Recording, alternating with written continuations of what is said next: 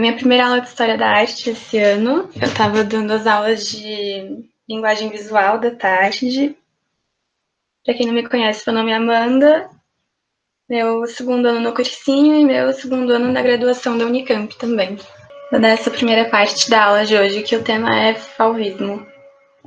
Então, o fauvismo, gente, a gente fala que ele é o pioneiro nesses movimentos de vanguarda, tipo cubismo, futurismo, surrealismo, todos esses ismos que a gente vê mais facilmente, assim, o fauvismo foi o que começou, assim. Mas ele foi um movimento meio flop, ele durou de 1905 até 1907, sabe? Com os artistas produzindo juntos, estudando juntos, e depois cada um foi meio que pro seu canto. E o fauvismo só foi assim possível de acontecer por causa de tudo que a gente já viu nas outras aulas. Então, a herança dos impressionistas, o neoimpressionismo, os pós-impressionistas. Então, o que estava acontecendo assim na França? Que a França foi onde aconteceu todo esse rolê. Revolução Industrial, vários elementos tecnológicos entrando no cotidiano das pessoas, então carro, rádio, tudo isso assim, mas toda a desigualdade social que estava vindo como consequência da industrialização também. Tudo lá no meio dos artistas e de tudo mais. E aí, aquela pesquisa impressionista, lá nas primeiras aulas, do Renoir, do Monet, a estética dela começou a ser aceita na academia de arte. Então, aquilo que era horrível assim para a crítica, inacabado ou mal feito, começou a ser apreciado também dentro desse meio oficial da arte, do ensino formal. E também, nesse meio tempo, houveram exposições retrospectivas do Van Gogh e do Gauguin. Então, mesmo que eles fossem mais estrangeiros, assim, nesse meio, não tão reconhecidos, a obra deles também estava começando a ser descoberta e olhada pela crítica e falando: ah, não, mas a gente desprezou esse cara a vida inteira dele, mas eu acho que é legal, hein? Então, isso tudo estava acontecendo. E aliado a isso ainda, tinha o imperialismo, a expansão imperialista da Europa sobre a África, principalmente sobre a Oceania também. Então, esses intercâmbios culturais começaram a aparecer e essa relação entre colonizador e colonizado, esse olhar para a cultura do outro como inferior. Então, as teorias raciais na Europa estavam começando a surgir. Toda uma questão muito complexa, muito importante também para a gente entender como que os europeus queriam se definir nesse momento. Eles queriam se modernizar, porque o cotidiano estava mudando, se modernizando. Eles queriam entender o que era uma estética acadêmica, oficial agora, nesse momento, o que tinha sido produzido fora desse meio. Então, houve uma crescente busca por expressividade, uma clareza da estrutura de um quadro. Como que você pode trazer todos esses legados impressionistas do Van Gogh e atualizar eles para o que a sociedade precisava naquele momento. E é nesse contexto que surge o fauvismo. Então, a primeira aparição deles como grupo, assim, foi no Salão de Outono, que era uma exposição mais liberal, assim. Os quadros que entravam nela não eram tão acadêmicos. Mas, mesmo assim, quando os quadros que a gente vai ver mais pra frente apareceram lá nesse salão, do lado de um monte de coisas de um teor mais impressionista, que estava sendo aceito pela academia, um crítico de arte foi lá e falou: nossa, eu vi esses quadros e pareciam feras, gritando na minha direção, no meio de todas as outras belezas. É daí que vem o nome do movimento. Fauve significa fera, em francês.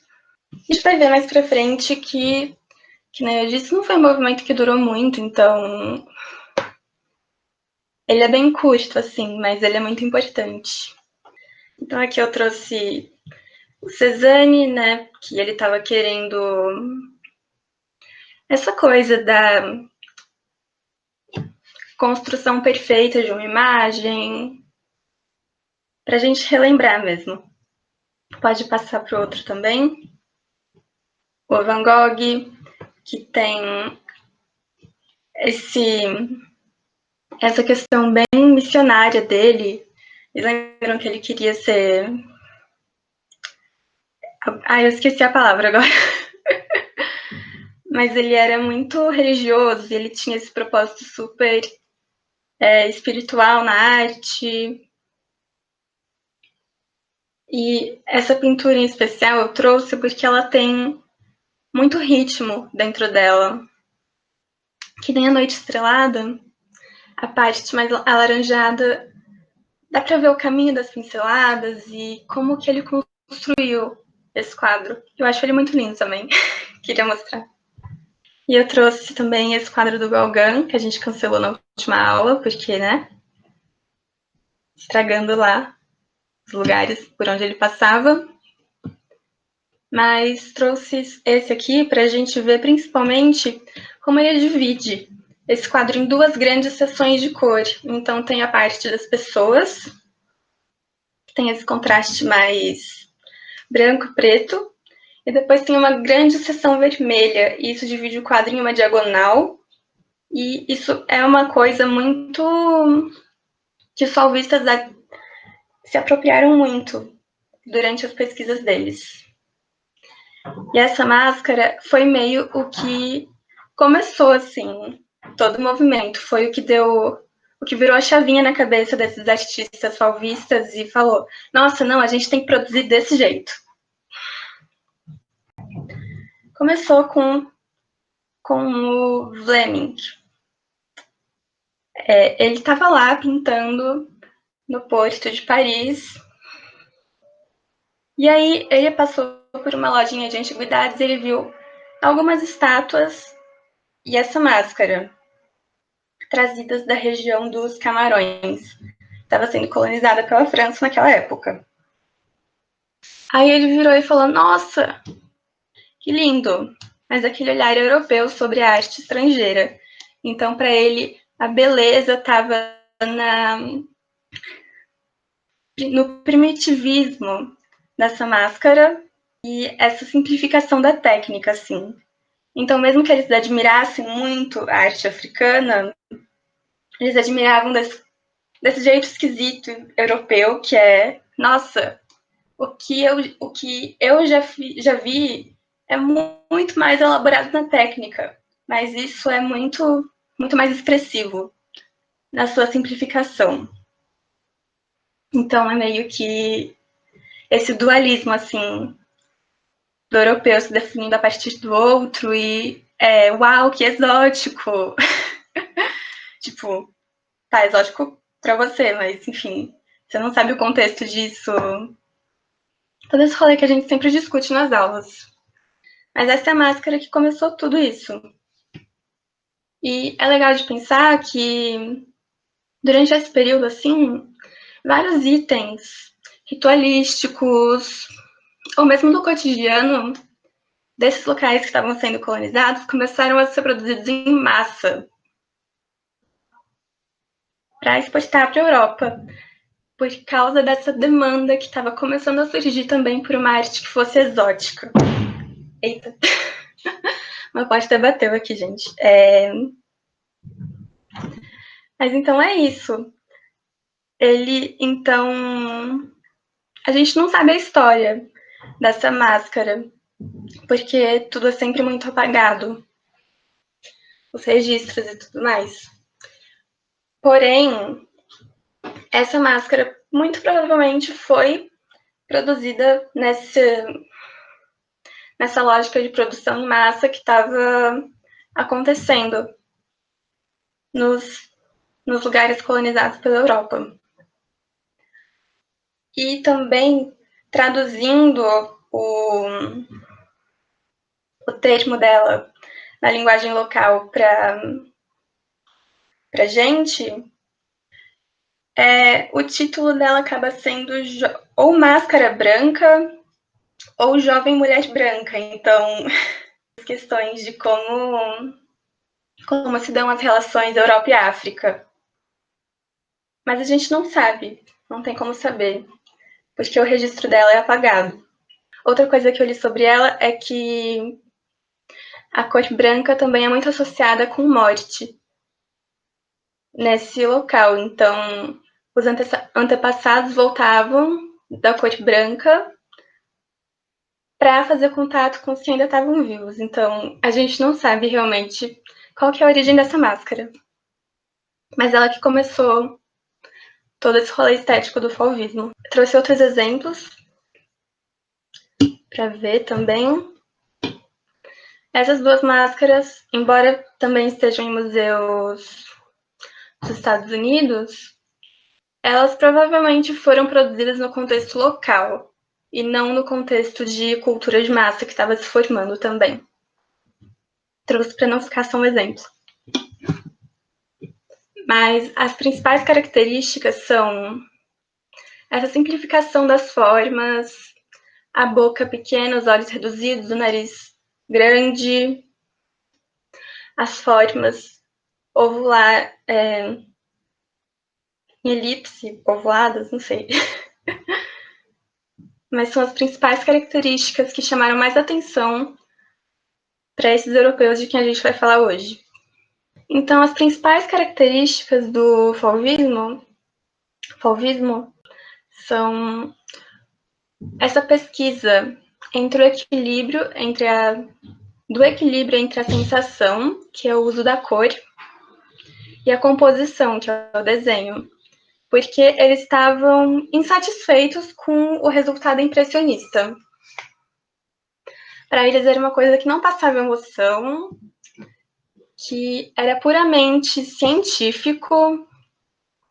E embora a gente precisasse de uma pesquisa assim, no campo das artes, não estava legal o jeito que chegou. Porque eles achavam que não transmitiam muita verdade, assim, do emocional. Só essa coisa de, uau, é a impressão do meu olho. Mas tá, e o que mais? Então, o que vai acontecer vai ser que eles vão usar cores muito puras, então sem misturar as cores, sem luz e sombra, convencional e muito intensas também.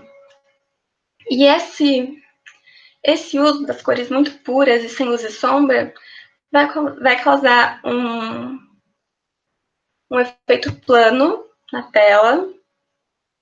Então não vai ter mais esse ilusionismo de perspectiva, 3D, seja o que for. E também tinha um apelo muito sensual nessas pinturas. Então vai existir muitas formas sinuosas, contornos, essas coisas que a gente vai ver mais pra frente. Tinham outros artistas além desses que estão escritos, mas esses são os principais que vão aparecer mais, assim, caso esse movimento seja pedido em alguma prova também. O Matisse, o Derain, o Vlamic, que foi o que mostrou a máscara para geral, e o Braque, que a gente vai ver mais no cubismo depois. Então, o primeiro artista que a gente vai ver vai ser o Matisse. Ele é meio que o líder, assim, do movimento. E é legal que agora a gente já tem um retrato dele, né? Esse velhinho, assim, todo emocionado. Mas ele é do interior da França. Os pais dele tinham um negócio de grãos. Então ele estuda direito, vai lá, começa a trabalhar na área, que nem um bom burguês, aí depois, quando ele tem uma apendicite, fica muito mal, muito doente, muito de cama, ele começa a se interessar pela pintura. E aí ele começa a estudar com vários artistas X e entra em contato com várias técnicas. Inclusive, antes das obras que a gente vai ver aqui, tem vários outros quadros que são muito acadêmicos que ele faz. Que podiam ser, sei lá, do século XIX, sabe? Eu acho isso legal da gente pensar. Pensar que essa estrutura de academia estava ainda vigente na época, embora a gente não fale muito mais dela. Inclusive, foi nessa época, assim, em que mulheres começaram a ser aceitas na Academia de Paris, na Academia de Belas Artes. Então, justo nessa época em que a gente não está mais olhando para a academia, nessa narrativa convencional da história da arte, é a época em que as mulheres começaram a ser aceitas e estudar lá. E esse meio modernista, das vanguardas e tudo mais, extremamente masculino. Então, o Matisse era mais recatado, assim, mais na dele. Mas esse estereótipo que a gente tem na cabeça do artista boêmio, da noite, do rolê, assim, não era um ambiente em que as mulheres eram bem-vindas, a não ser que elas fossem dançarinas, prostitutas. Então tem essas relações de gênero também. Uma curiosidade, um dos motivos apontados para a gente não estudar muitas mulheres. Mas então, ele entra na Academia de Paris, estuda com várias pessoas, ele estuda com o Signac, do pontilhismo, e aí em 1904 ele se junta com outro artista que ia ser desse movimento fauvista, entra em contato com a arte africana, e aí a obra dele começa a ficar o que deu fama para ele, nessa estética. Esse quadro ele fez enquanto ele estudava com o Signac, né, impressionista daquele quadro que tem aquele mágico com fundo todo geométrico, vocês lembram? Acho que foi um dos últimos quadros da aula passada. Arrasaram, então. Ele estava lá estudando junto, fazendo umas aulas de pintura. Ele realmente estudou muito, assim, vários estilos antes de chegar nessa solução fauvista. Então, o que chama mais atenção para vocês nesse quadro?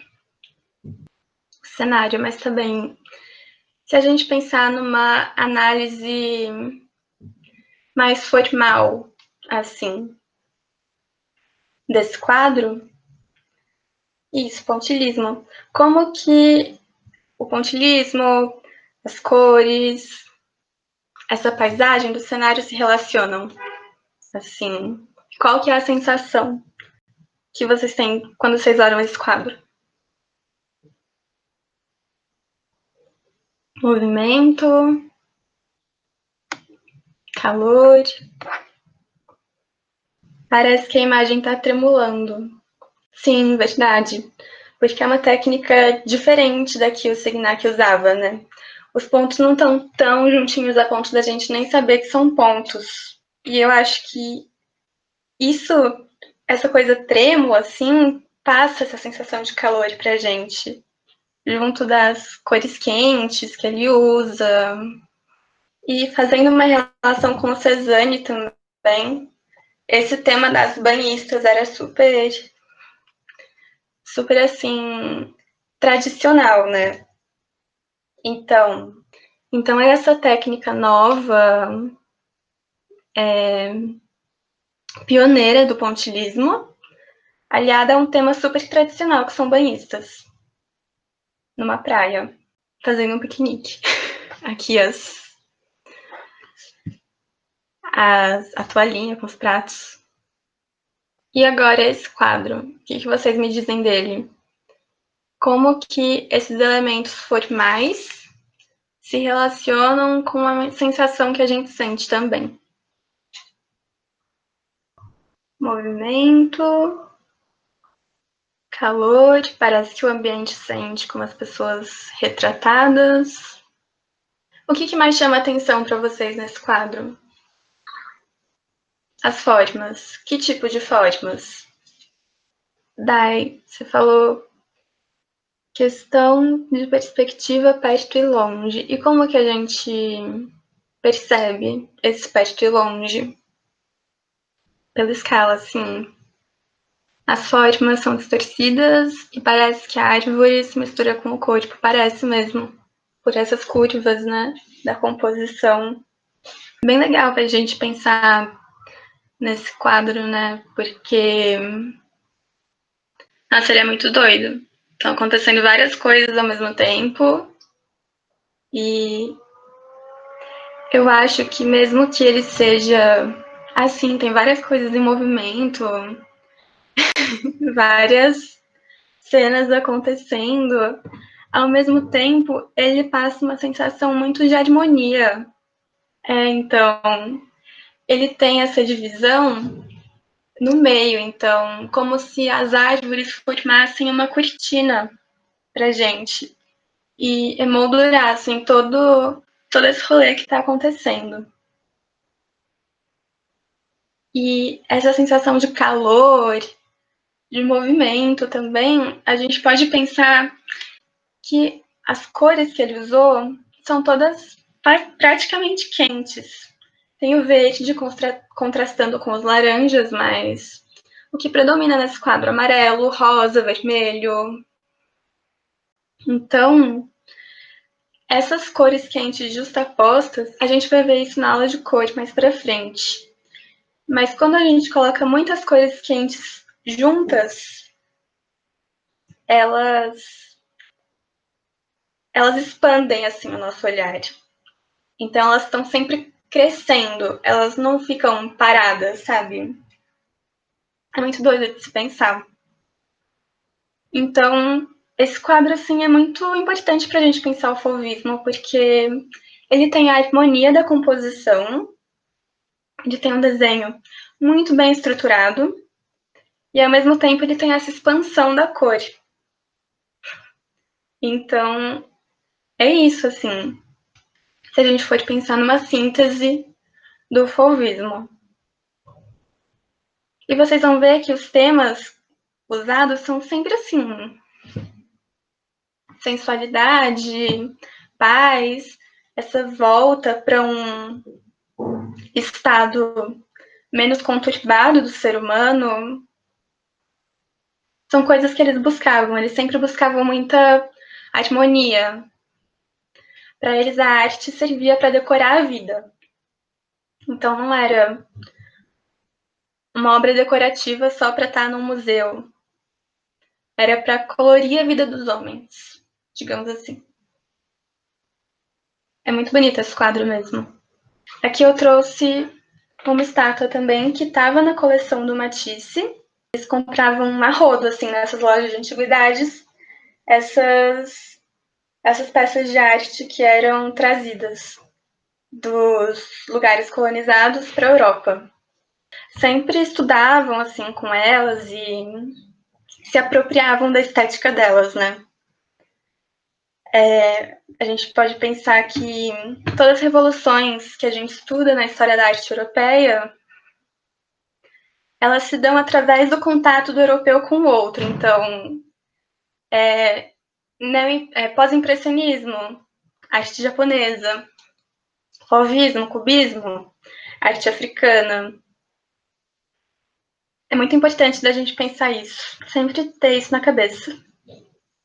E esse é um quadro que ele nunca terminou assim, mas para mostrar que eles sempre estavam estudando, tá? Ah, é muito bonita essa estátua, né? Eu olhei e fiquei só assim, muito linda. Alguém nunca viu esse quadro? Então, esse quadro é meio que o mais famoso, assim, do Matisse. Ele é capa de livro, essas coisas. Eu trouxe para a gente pensar também essa questão do equilíbrio que ele buscava. De novo, o que chama mais atenção nesse quadro para vocês? As cores. Corpos bem doidos. A pancinha é muito bonito, né? Essa resolução em que ele chegou, em que tem movimento e harmonia ao mesmo tempo. E sim, parece que os corpos não têm peso. E essa falta de peso dos corpos está justamente nos detalhes. Então, a forma em que eles se curvam e formam esse círculo, e o círculo na nossa cabeça sempre acaba trazendo sensações de harmonia, de paz, de equilíbrio. Nesse, as mãos da pessoinha da ponta e mais do meio, da ponta esquerda e do meio se soltam, então traz essa sensação de movimento. E tem também grandes áreas de cor, né? Então esse laranja bem vivo dos corpos, em contraste com as cores frias do azul e do verde do fundo. Então, mesmo que tenha essa divisão entre céu e terra, digamos assim, ela sim, tá na Rússia. Ela acaba sendo. Essas figuras acabam sendo suspensas no ar também. Bem legal de pensar isso. E trazendo tudo isso de movimento, leveza, que é o que o fauvismo buscava. É importante pensar, ó, esse quadro foi assim uma encomenda que o Matisse recebeu de um cara da Rússia. Ele recebeu duas encomendas, então tem esse quadro e tem um quadro que se chama A Música, que também está na Rússia, que é da mesma estética, assim. E olha só o tamanho desse quadro, gente. Quase 2,60 m por 4, sabe? É muito grande. Tipo, imagina estar na frente disso, assim. A sensação que não deve causar. Porque a gente olha as fotos dos quadros e pensa esse rolê mais. Não sei, a gente não tem muita noção do tamanho, né? Então, sempre legal de pensar isso. Pensar em como que isso se relaciona com aquelas pinturas de história lá da antiguidade, assim, que também eram gigantes. E como que é legal pensar antes só temas, sei lá, da mitologia e de grandes acontecimentos históricos do país eram possíveis de se retratar desse tamanho. E agora não, agora é uma cena de dança, de festa, de equilíbrio, como as coisas vão se renovando, né? E esse desenho, essa colagem, ela mostra assim também esse equilíbrio com que o Matisse queria, em que o Matisse queria chegar. Eu li sobre isso, que os assistentes do ateliê dele ficavam assim, só olhando, porque ele recortava pedaços de papel que ele pintou com a tinta guache, aí ele montava, aí ele ficava insatisfeito, ele cortava mais um pouco, ele ajustava, aí ele abandonava tudo, pintava outra folha de azul e tentava recortar essa forma toda corridamente, assim, sem juntar vários pedaços. Então, mesmo que a gente tenha essa sensação mais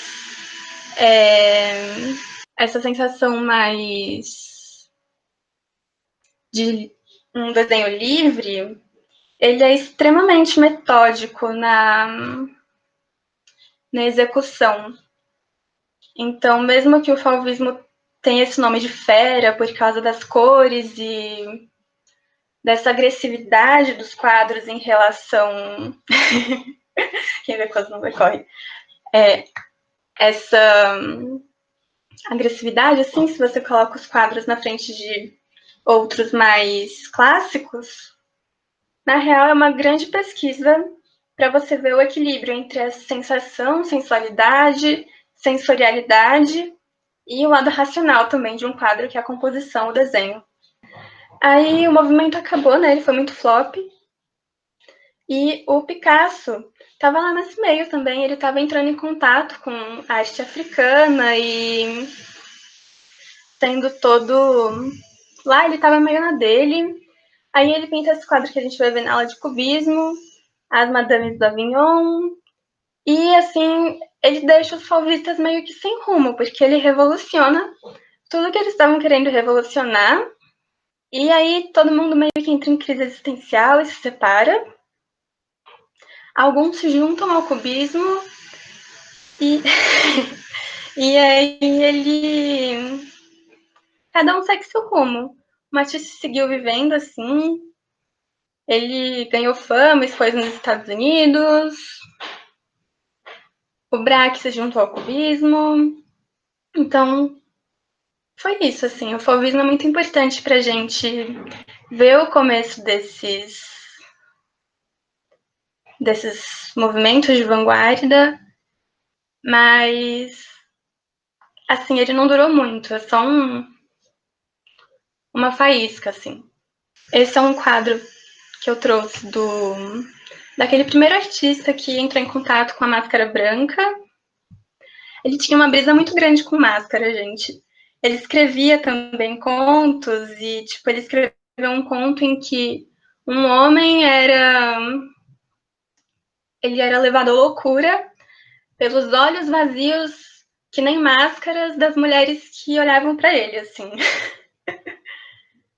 Ele sei lá, trouxe esse quadro pra gente pensar isso, sobre como ele se apropria da estética da máscara branca, com os olhos vazados, nariz simplificado e boca pequena. E também um tema tradicional, né, que é o no reclinado feminino. A gente pode até comparar um pouquinho com a Olímpia. Vocês lembram da Olímpia? Do Manet? Então, a mesma posição do nu, as flores, trazendo essa sensação de vida e sensualidade, as pinceladas rápidas do Van Gogh, todos esses estudos combinados assim em uma síntese. Esse é um quadro de um cara, do artista com quem o Matisse estudou por um tempo, juntos lá no ateliêzinho, 1906. E essa é uma escultura da Oceania, dos Maori. E eu trouxe também essas duas imagens para a gente comparar, para a gente pensar sobre como eles se apropriavam das resoluções estéticas, dos padrões, que é visível, né? O padrão do corpo desse primeiro cara da fila com o padrão esculpido na máscara. E essa é uma obra meio X do Braque, mas a gente vai falar mais dele na aula de cubismo, para mostrar, assim, sobre como eles usavam as cores e as resoluções da perspectiva, herança do impressionismo, do pontilhismo, cores quentes. Cores quentes e intensas, assim, é a chave para a gente pensar o fauvismo. E eu acho que é isso, assim, da minha parte de agora, pelo menos. E o fauvismo a gente pode entender ele como uma das duas vertentes que surgiram nesse movimento de ir além da pesquisa científica do impressionismo. Então, o fauvismo pode ser entendido como uma questão mais sensorial, física, sensual. E agora a Luísa vai falar do expressionismo, que é a vertente mais psicológica, mais introspectiva dessa pesquisa além do impressionismo. Era isso. Depois a gente fala mais.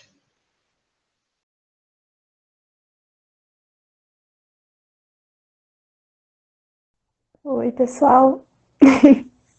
Eu vou falar um pouquinho agora do expressionismo. Vou me apresentar. Eu também amo expressionismo. Eu sou a Luísa Soares. Eu entrei esse ano no cursinho, na primeira aula, estou muito nervosa, então sejam simpáticos. Eu estou no segundo ano de artes visuais no Centro Universitário Belas Artes.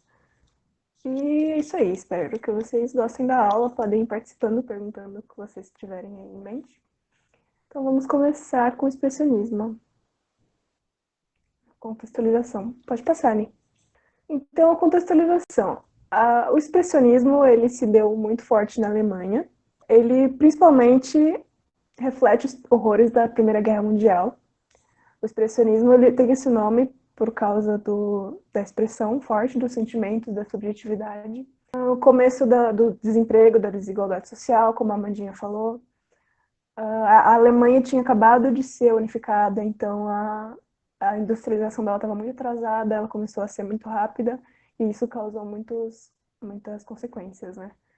Então, aí os pontos importantes assim, no tempo, em 1909 foi criado o grupo Die Brücke, eu não sei falar alemão, mas em português é a ponte, que foi o primeiro grupo, sim, cinema. O cinema alemão expressionista foi muito forte, foi uma expressão muito forte do expressionismo.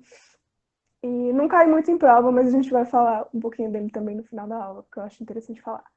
A Primeira Guerra Mundial, que eclodiu em 1912, né, assim, no meio do movimento, e deixou muito mais forte as expressões de medo, de terror, né, como a raça humana consegue ser cruel contra ela mesma. Então, o conceito ele é muito forte. É muito fácil identificar um quadro expressionista, apesar de ele ser bem parecido com o Fauve e com outras vanguardas que vieram antes, como a Mandinha estava falando. E muitas vezes a única diferença é o conteúdo e não as coisas formais, tipo cores, formas, que são bem parecidas. Então, uma coisa muito forte no expressionismo também as cores, mas ela se destaca um pouco para se diferenciar do fauvismo. As cores são bem contrastantes, então não tem somente cores quentes assim em destaque, também tem bastante cores frias e esse contraste entre as cores, né, no círculo cromático, então também tem um estudo muito forte da cor. Muita gestualidade para se mostrar esse sentimento, esse terror, essa coisa mais rápida e tudo mais.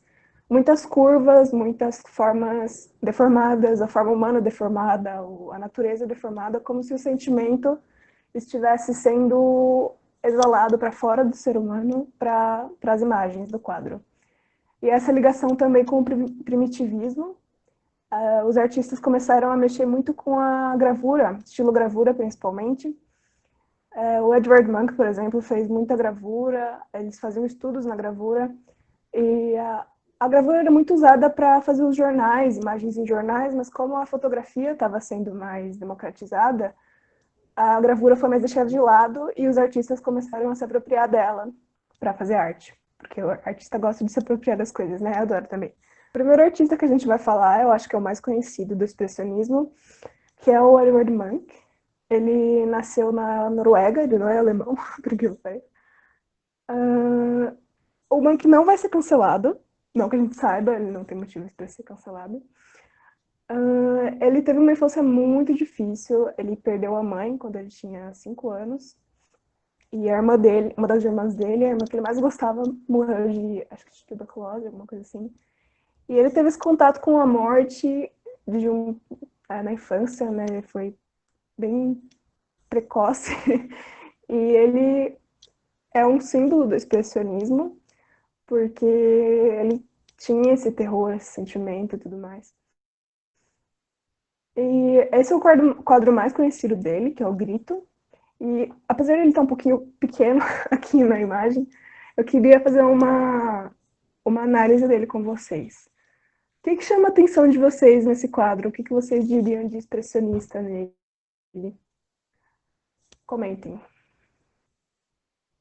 O quadro se move com emoção, terror, deformação, ansiedade, susto, né? Tipo ondas sonoras, isso é legal também. O que mais, o que mais caracteriza ele como expressionista, eu acho que é o contraste desse vermelho com esse azul. O contraste das cores, muito bom. As cores, as ondas.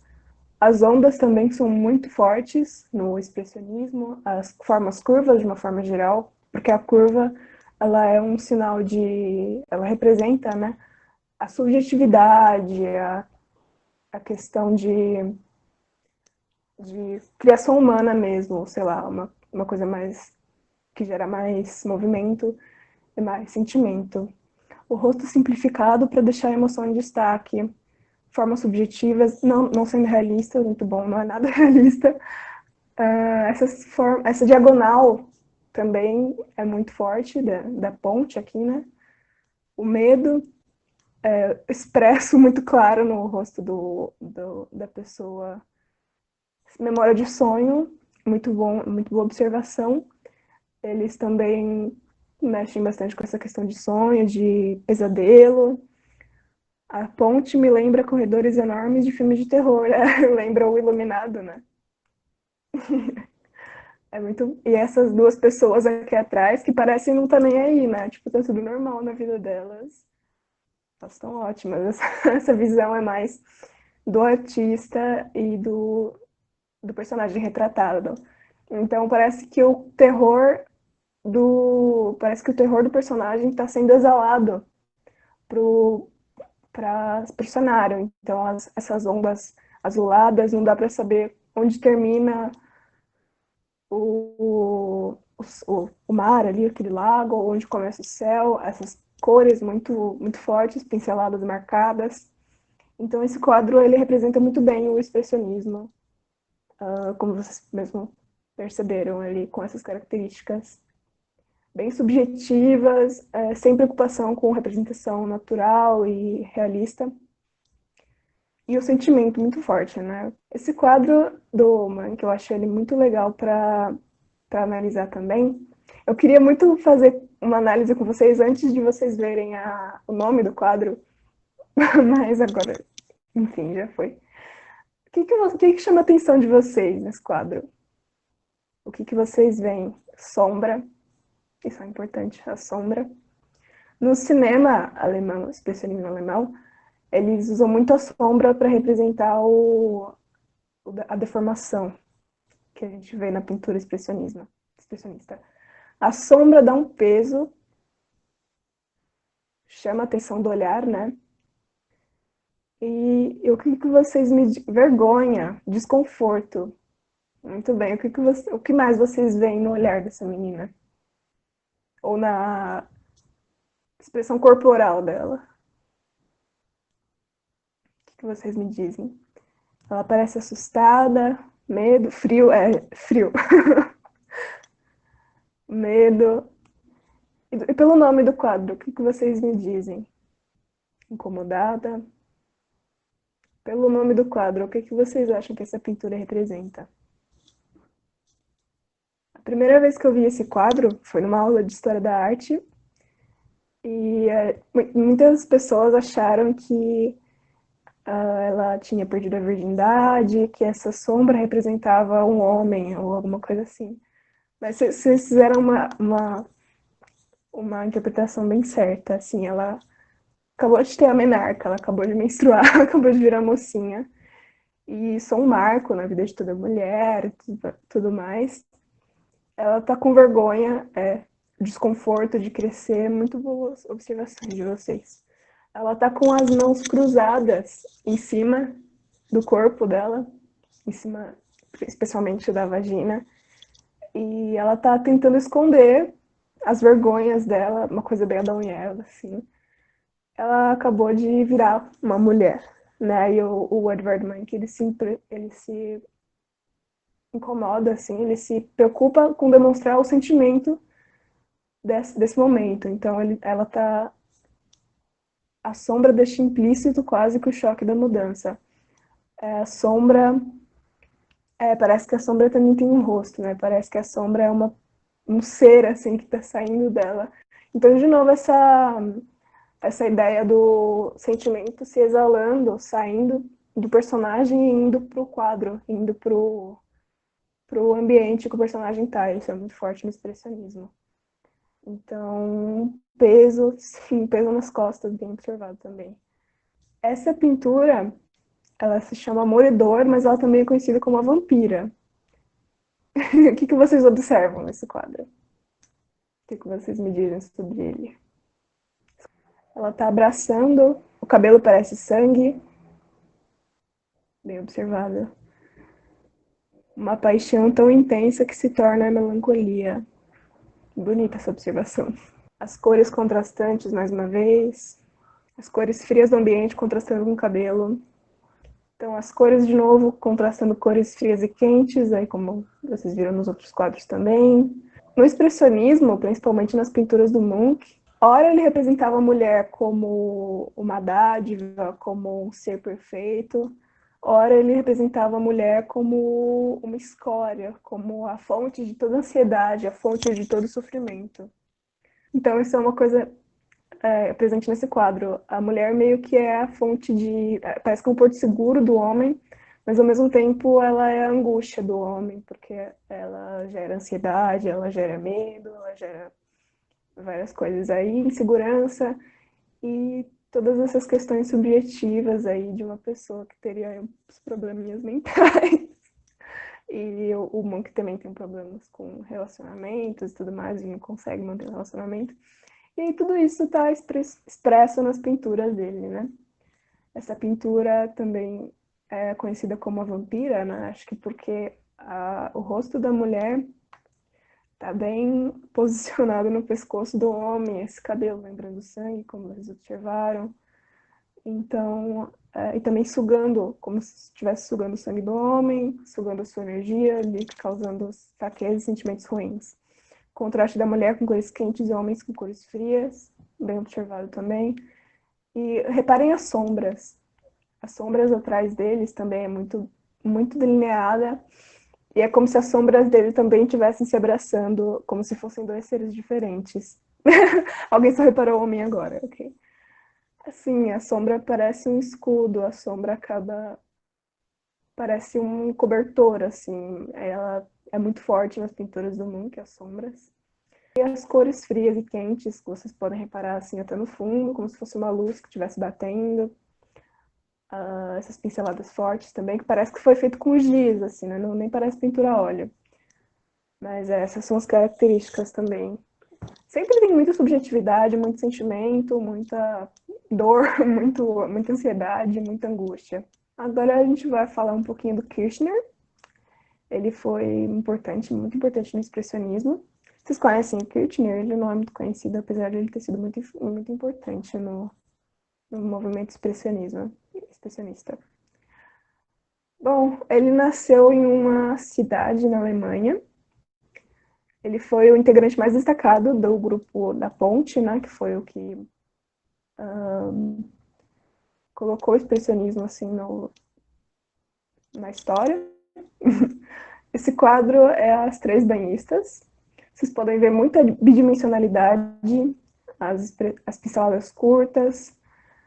Ele, infelizmente, se suicida em 1938, com todos os terrores da guerra, com todos os terrores aí do mundo que estava rolando. Ele retrata muito a natureza e também paisagens urbanas. No expressionismo também é muito presente as paisagens urbanas, com rostos sem esperança, assim, como se a cidade fosse o centro urbano, o centro da industrialização, mas que ele gera muita solidão, muita angústia. Como, assim, não existe amor em ST, naquela coisa. Ele também foi muito influenciado pela estilogravura, como vocês podem ver, essa bidimensionalidade, né? A estilogravura tem muito isso da bidimensionalidade, que é uma chapa, literalmente uma chapa, que você vai imprimir as imagens ali.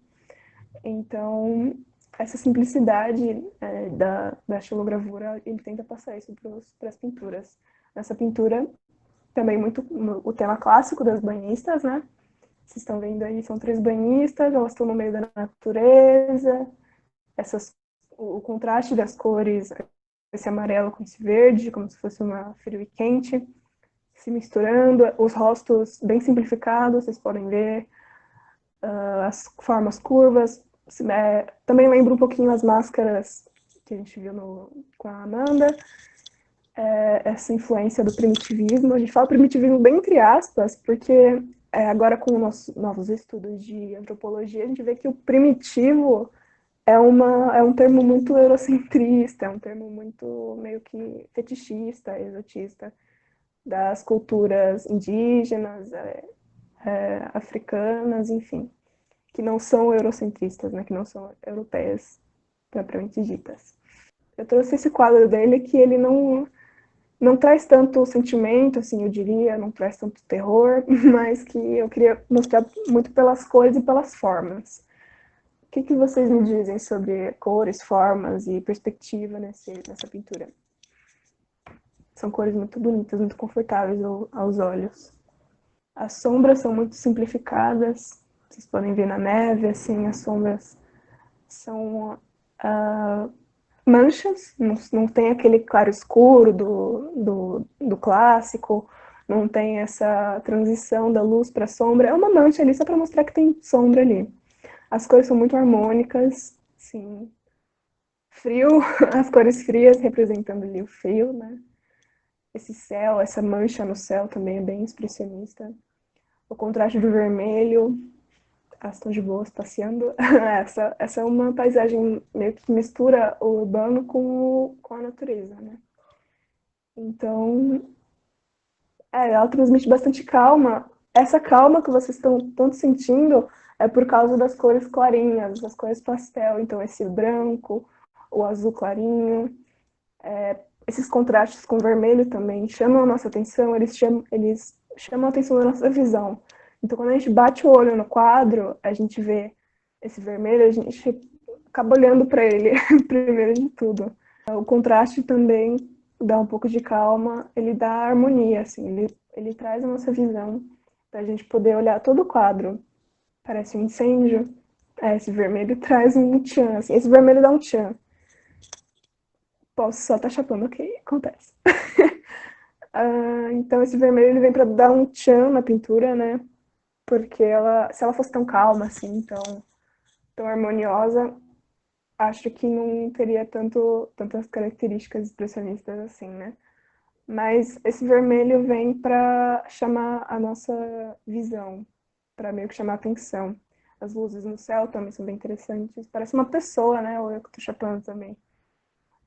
Parece uma pessoa ali no céu. Então essas curvas, é muito curva, muita curva. Vocês podem perceber que tem muita curva. Quase não tem linhas retas, perfeitas, assim. Tirou a calma, né? Pois é. Ela é muito sutil. O expressionismo nessa pintura ele é muito sutil.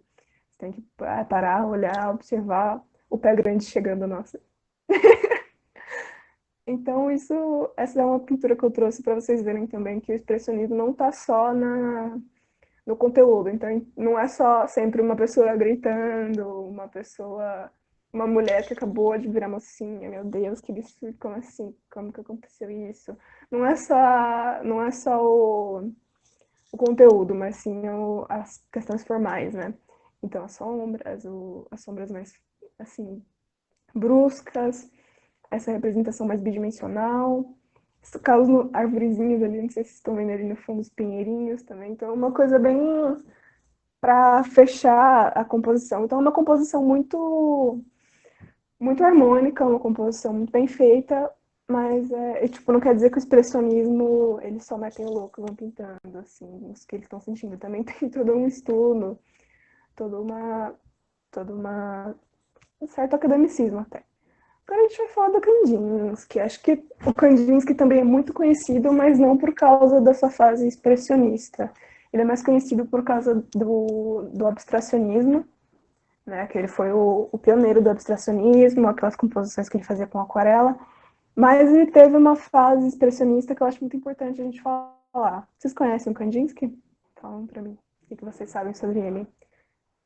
Sim, muita gente não sabe que ele teve uma fase expressionista. Ele nasceu em Moscou, na Rússia, ele é um pintor russo. O abstracionismo dele é muito forte.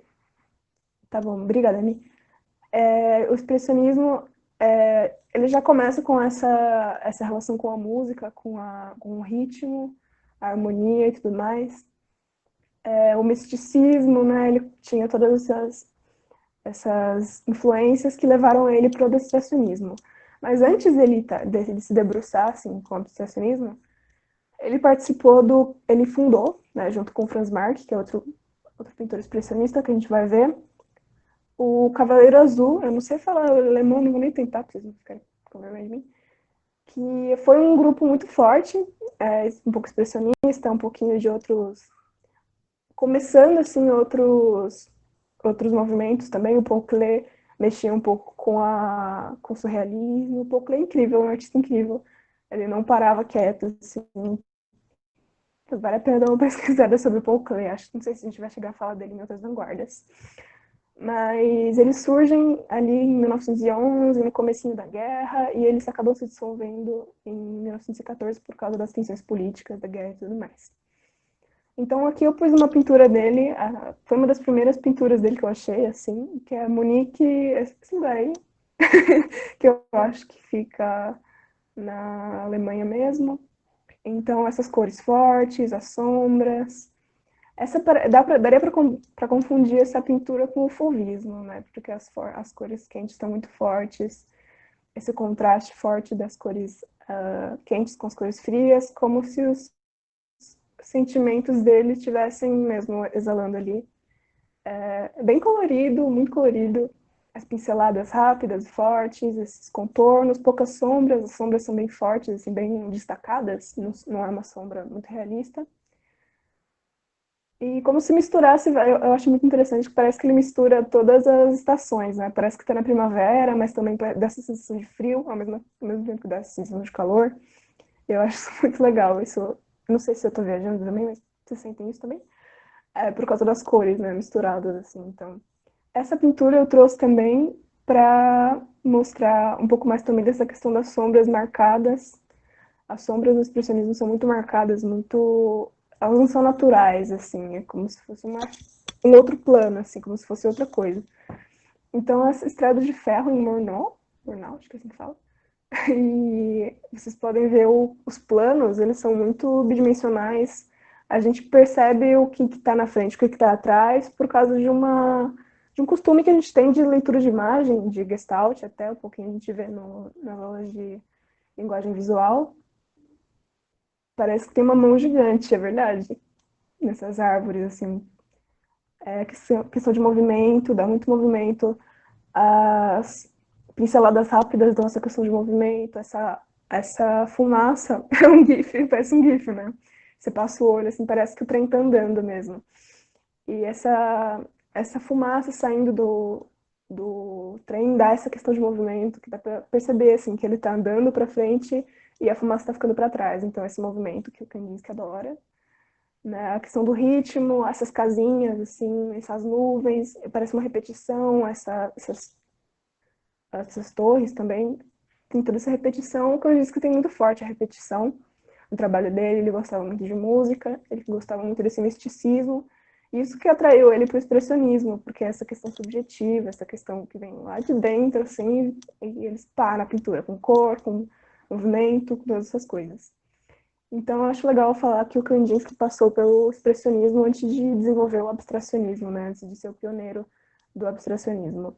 Então, acho que o último artista que a gente vai falar do expressionismo é o Franz Marc. Ele é pouquíssimo conhecido também, eu não vi ele na faculdade. Só vejo... Ele tá em muitos livros importantes também, e ele estava junto com o Kandinsky no Cavaleiro Azul. Ele e o Kandinsky, eles deram esse nome pro grupo.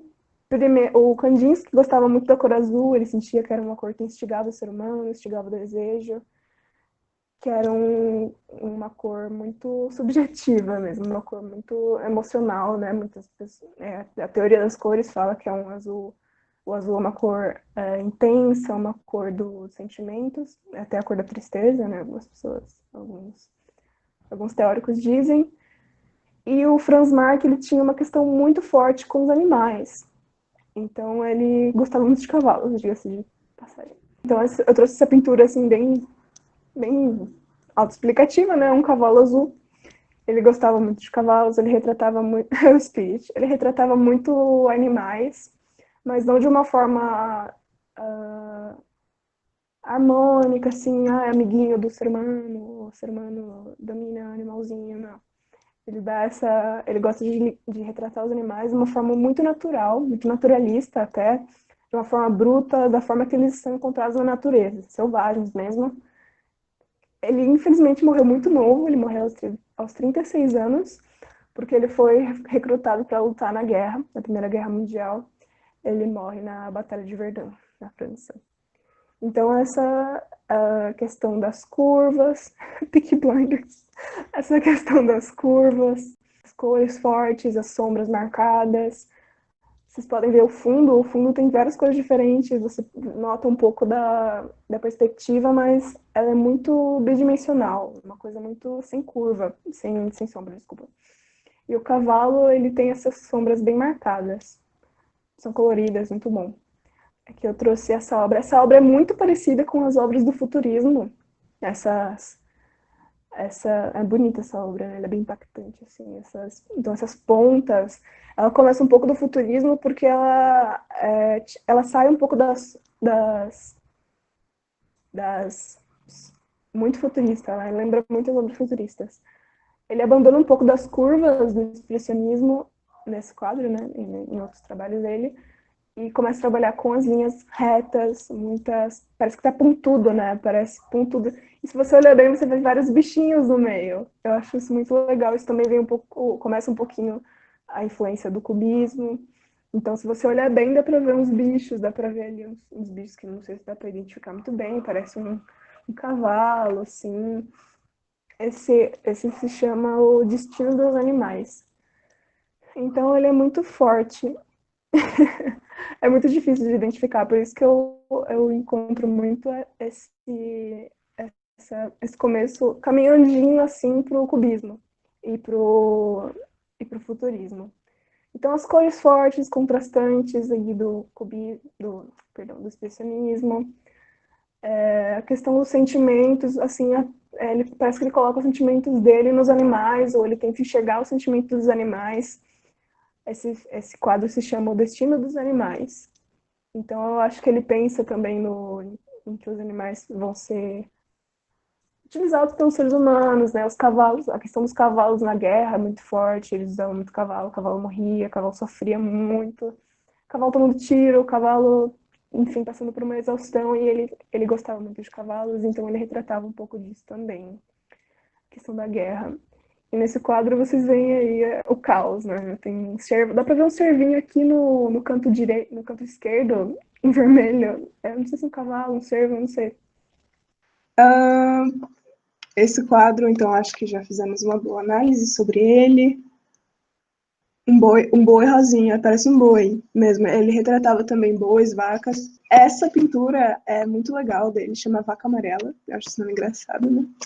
Mas o que chama a atenção de vocês nessa pintura? Parece 3D. O que vocês acham desse quadro? Das cores?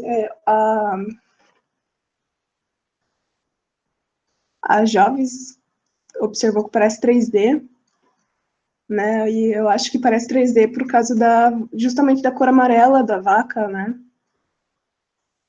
Que ela ressalta do resto do cenário. Essa cor, essas sombras também, Agora sim ele traz as sombras mais realistas, mais esfumadas, assim, e essa vaca numa posição de movimento, né, numa posição de movimento, parece que ela está correndo, assim, no meio de uma fazenda, de uma mata, alguma coisa assim, e ela tá com um rosto muito, muito sereno, assim, né, ela tá no habitat natural dela, ela tá de boaça, assim, ela tá vivendo a vida dela como vaca, ela não tá nem aí com os humanos, ela não tá nem aí que ela pode virar carne, alguma coisa assim, e eu acho que era isso que ele queria retratar, os animais da vida selvagem, né? Aí no fundo vocês podem ver mais uns cavalinhos ali, que ele não abandona os cavalinhos, ele gosta muito dos cavalinhos. Então, essa perspectiva dele também, que dá para ver os planos diferentes, então dá para ver essas plantas aqui na frente, parece que tem umas pedras coloridas, e aí a vaca, e aí o plano de trás, ali aqueles animais, as árvores e as montanhas lá atrás. Então, as cores fortes, as curvas e o começo ali desse cubismo, né? Eu acho que eles já estão com um pezinho ali no cubismo. E esses azuis no meio da vaca, né? Para demonstrar, não sei, sombra ou esse contraste forte. E com ele é isso aí. Franz Marc foi um dos expressionistas também mais fortes no grupo Cavaleiro Azul. Agora, a Amanda trouxe essa comparação do fauvismo com o expressionismo. Então, a primeira imagem é do Derain, não sei falar. Então, Mulher de combinação, ela é do fauvismo, eles foram feitos mais ou menos na mesma época, e a segunda imagem é do Kirchner, então, do expressionismo. Fala pra gente, Amanda, qual que é a diferença aí dos dois? O que vocês acham? O que vocês acham que traz essa diferença? Então, se vocês fossem comparar esses dois quadros, como que eles se diferenciam e como que eles se aproximam? Acho que a gente pode ir por partes. Então, em questão de cor, como que Olha cada artista usa a cor? o que a Joyce falou. Sim, a primeira traz o primeiro tem mais profundidade. Sim. Profundidade, perspectiva.